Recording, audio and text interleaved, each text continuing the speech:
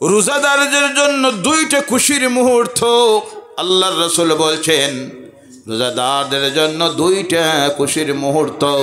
একটা হলো ইজা আফতারা, রোজাদার যখন ইফতার করে। কি করে? রোজাদার ইফতার যখন করে, ওই রোজাদারের ইফতারে যে মজা, যে রোজা রাখে না সারা দুনিয়ার যদি বালা খাবার লইয়া বয়, তার কোনো মজা আছে? লা ইলাহা লা ইলাহা ইল্লাল্লাহ, লা ইলাহা ইল্লাল্লাহু মুহাম্মাদুর রাসূলুল্লাহ সাল্লাল্লাহু আলাইহি ওয়াসাল্লাম।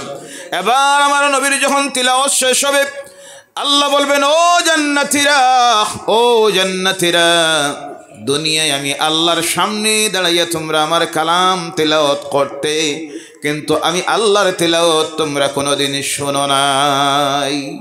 নামাজে দাঁড়াইয়া আমরা কার সামনে তিলাওয়াত করি? জোরে বলেন, কার সামনে?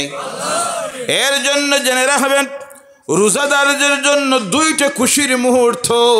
আল্লাহর রাসূল বলছেন রোজাদারদের জন্য দুইটা খুশির মুহূর্ত।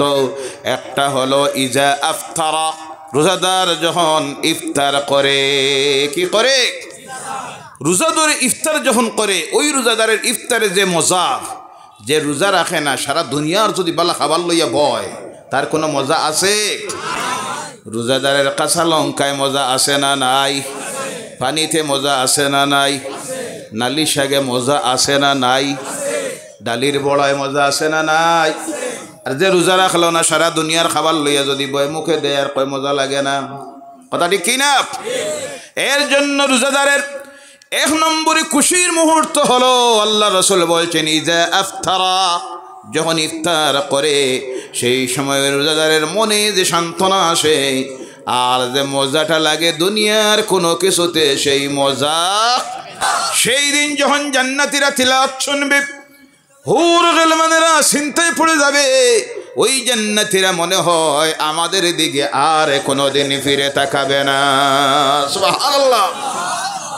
বেহেশতের তখন ফেরেশতারা অবাক হয়ে যাবে, দাঁড়িয়ে থাকবে। ফেরেশতারাও তখন আল্লাহর দিকে চেয়ে আছে, জান্নাতীরাও চেয়ে আছে, হুরুল গিলমানেরাও চেয়ে আছে। ও আমার ভাইয়েরা, ও মুসলমানেরা, সেই জান্নাতই আল্লাহ আমাদের জন্য তৈরি করেছেন। বলো সুবহানাল্লাহ। সেই দিন আল্লাহ রাসূল সাল্লাল্লাহু আলাইহি সাল্লাম নিজের ঘরের বারান্দায় বসে আছেন। হাজার হাজার মানুষ সামনে গিয়ে হাজির হয়েছে।